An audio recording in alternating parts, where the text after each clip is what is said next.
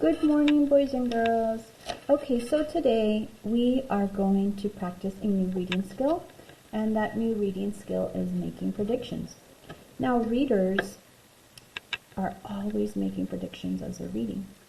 And when you're making your predictions today, I want you to take some notes on a post-it, and if you don't have a post-it, that's okay. You can just take your notes on a regular piece of paper, and that is fine as well. Okay, and so let me show you what it means to make predictions. And I am sure you have all heard the word predictions and you're very familiar with it. So let's get started. Chapter 10. Remember that we are reading Mercy Watson to the Rescue, and my hope is to finish this chapter book today. On Tuesday, you guys were practicing retelling.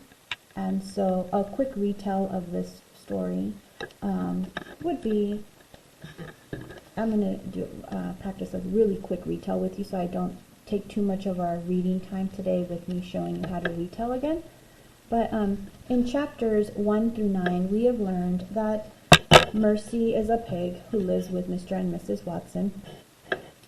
One night they're sleeping in the same bed and the floor starts to creak and the floor gives way, and the Watsons start asking for help, and Mercy is looking for food, so Mercy goes next door to Baby Lincoln's house, hoping that Baby Lincoln will share some food. And while she's tapping on the window, Baby Lincoln does not know that it's Mercy tapping on the window. She doesn't know who's at the window, so she starts screaming, monster, which causes her older sister to call the fire department. And when the fire department arrive, by then Mercy is already outside, and she thinks that Eugenia wants to play chase with her, and Mercy loves playing chase, so Mercy's like, all right, let's play chase. And so Eugenia is chasing Mercy when the fire department arrive, and fire department is like, wait, is that the emergency? And so Ned and Lorenzo are super confused, and as they're confused and trying to figure out why Eugenia's chasing a pig, they hear someone say, help! And so they rush next door to see who is asking for help. And so I'm going to make a prediction about when they're running, when the fire department, Ned and Lorenzo, when they run, they hear someone say, help! There's a couple of people who could be asking for help. One, it could be Eugenia. Maybe Eugenia has fallen chasing Mercy and she needs help. Maybe it's Mercy who's asking for help, and maybe Mercy got hurt when she was running. Or maybe it's Mr. and Mrs. Watson asking for help. I need to make a prediction. Well, I'm thinking that the person who's asking for help is Mr. and Mrs. Watson. So I think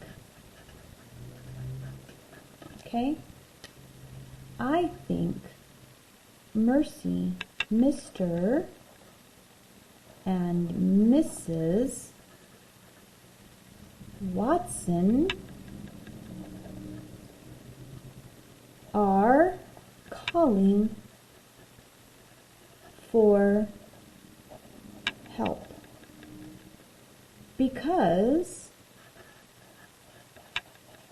so I always have to explain why I have that prediction. So my prediction is that I think Mr. and Mrs. Watson are calling for help because, why might they be asking for help?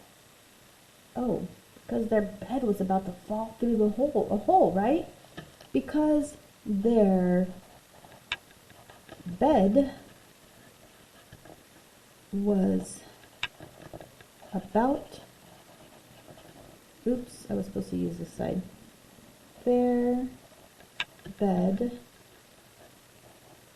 was about to fall through the floor. Now when you're taking your notes, boys and girls, you don't have to do what I'm doing, like use a marker and use a thick a thick and then a thin side.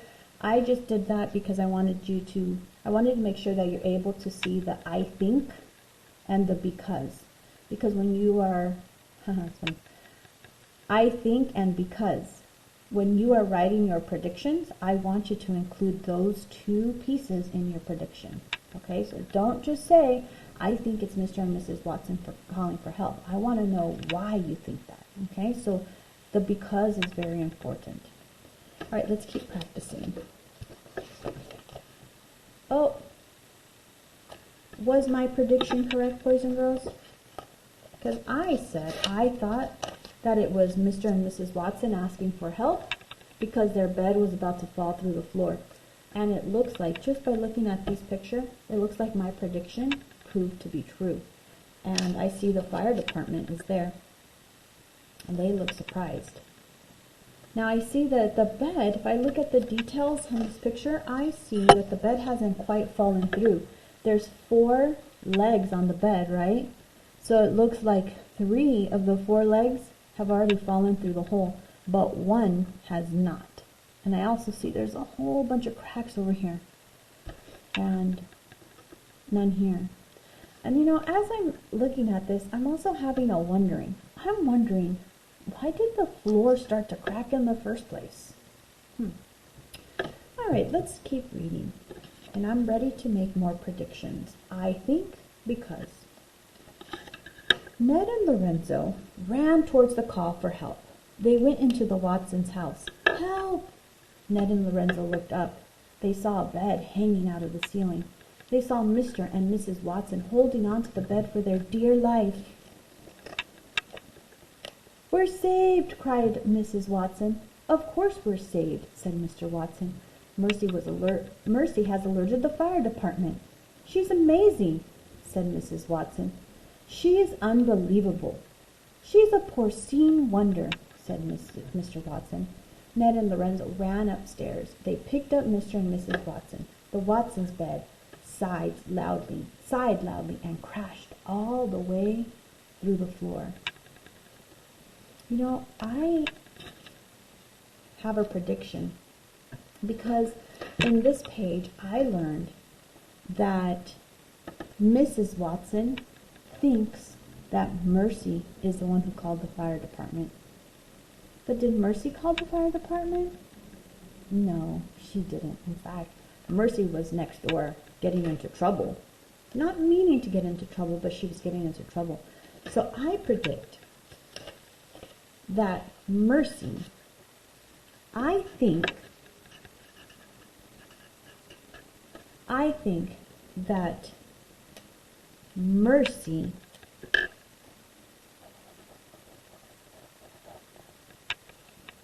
will take the credit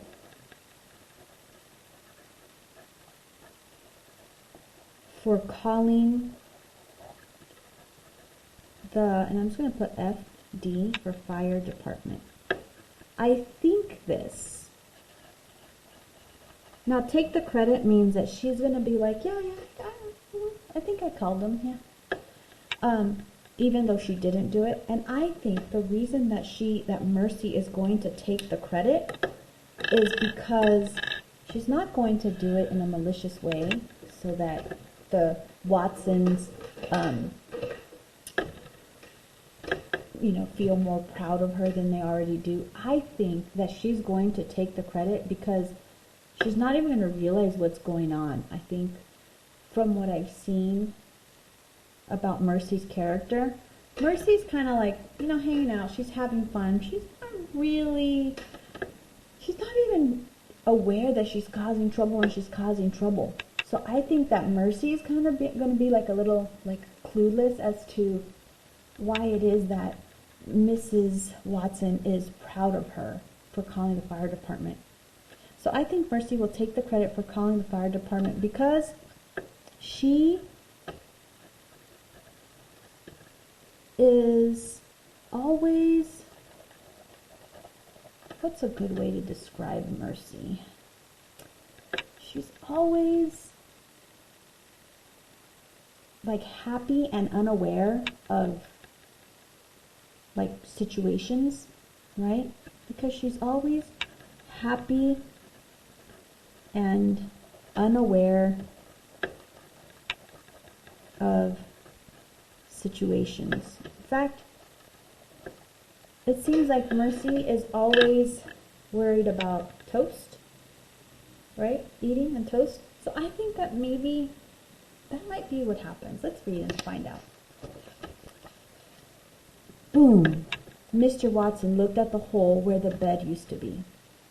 I have always believed very firmly in the fire department, said Mr. Watson. As have I, said Mrs. Watson. As have I. From outside the Watsons' house came a squeal.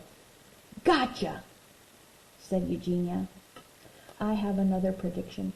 Now, boys and girls, remember last week when I was teaching you about taking notes, and I said not everything that you think of has to be written down, because then you'll spend more of your time writing than you will actually reading. So sometimes it's okay to practice the different reading skills in your head. Just like when we were practicing retelling on Tuesday, and we did a lot of it in our head, and we said that sometimes you can do it out loud with a person. So I'm making a prediction here, but this time I'm not going to write it on a post-it, okay? And when you're reading and you find yourself in that situation, I want you to remember that it's okay to not write every single thing down on a post-it or in your notebook.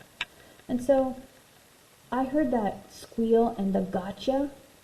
I think that squeal came from Mercy, because Eugenia must have been the one who caught her, and that's why Eugenia says, gotcha.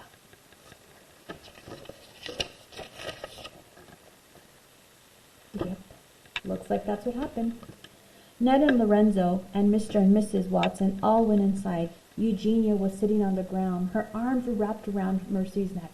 Her cheek was resting on Mercy's back. Eugenia was breathing very loudly. I think Eugenia is breathing very loudly because she's probably out of breath from chasing Mercy. And I also think that Mercy is not bothered. She's not out of breath because she's smiling in this picture.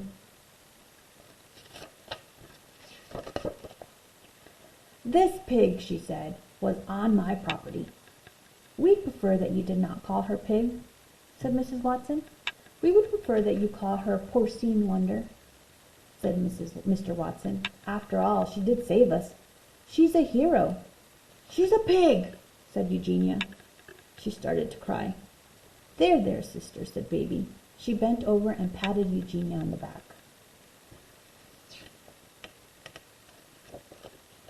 Mercy yawned. I was very tired. I guess that's it, said Ned. Mercy yawned. She was very tired. I guess that's it, said Ned. Yep, said Lorenzo. Our work here is done. Wait, said Mrs. Watson. It's almost breakfast time. Oink, said Mercy. You know, boys and girls, remember I made that prediction that I said I think that Mercy is going to take the credit for calling the fire department because she's always happy and unaware of situations. And that's kind of what happened here.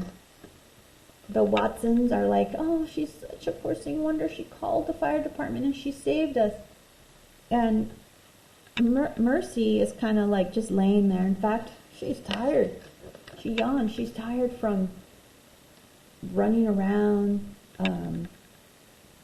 She's hungry. And so the fire department, Lorenzo and Ned, they're about to leave, and Mrs. Watson's like, wait, it's almost time for breakfast. And Mercy's response is, oink. Do you see how I just practiced that retelling skill right now, boys and girls, the one we practiced on Tuesday? That's right, breakfast, said Mrs. Watson. She kissed the top of Mercy's head. She looked up at the firemen. Do you like toast? I think everybody is going to eat toast at the Watsons' house, and maybe Eugenia won't be mad at the pig anymore. I think this because Mrs. Watson and Mr. Watson are probably so thankful that they got rescued, and Mrs. Watson loves buttering toast. So this would be a perfect opportunity for her to butter toast and hang out with people. Chapter 11. In the Watsons' house, around the Watsons' kitchen table, sat Eugenia Lincoln, Baby Lincoln, and Mr. Watson, and Mrs. Watson, and Ned, and Lorenzo, and Mercy, of course. She was at the end of the table, at the head of the table, in the seat of honor. And in front of her, on her favorite blue plate, was a very tall stack of hot buttered toast.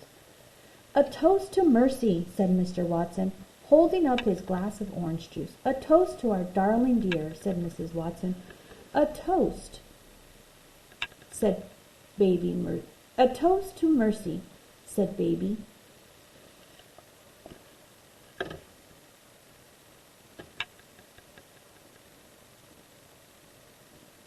There's a lot going on in that picture. In fact, everybody looks so happy except for one person.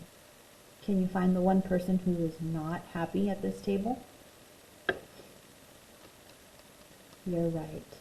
And this just gave me an idea. In writing, we have been working on writing opinion pieces and sharing our opinion to our friends. I think that when I write my letter today, my opinion letter that is, I think I want to write an opinion about Eugenia. Because I see that Eugenia is still upset. That's just an idea. "In my opinion," said Eugenia, "pigs should not be toasted. In my opinion, pigs do not belong at the kitchen table." "To our hero," said Mr. Watson. Where would we be without Mercy?" "Yes," said Mrs. Watson. "Who would have saved us?" Oh my goodness. Remember my prediction about Mercy was going to get all the credit because she's always happy and unaware? It looks like she did.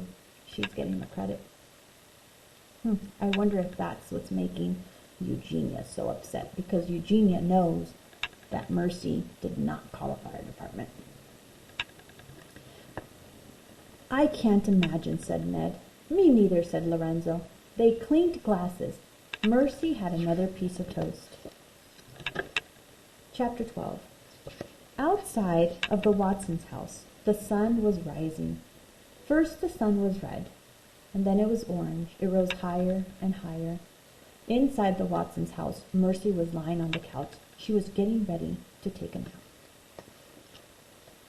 "Bright, bright is the morning sun," sang Mr. and Mrs. Watson together. "But brighter still is our porcine wonder." You know what? That reminded me, at the beginning of the book, in chapter 1, the Watsons sing a song, but I don't remember saying porcine wonder. Let me go back and see what it said. "Bright, bright is the morning sun, but brighter still is our darling one." So before the Watsons' bed fell through the floor, and when they would sing to Mercy, they would refer to her as their darling one. And now they refer to her as our porcine wonder. Mercy smiled. She closed her eyes. She was asleep before Mr. and Mrs. Watson had ever finished the song. You know what? I think that this time the Watsons will not turn the light off because they already know that Mercy's afraid of the dark. Let's see what happens. The end of the book. I think, though, that if this story would have continued, I think that the Watsons would not have turned the light off. Okay, boys and girls, so I want to remind you, today you are going to practice making predictions, and you're going to use the phrase "I think" and "because." Remember that some of your predictions can be written down on Post-its or on a sheet of paper, and some of them can just happen in your head, okay? You want to be spending most of your reading time actually reading and not just writing down notes. All right, boys and girls, have fun.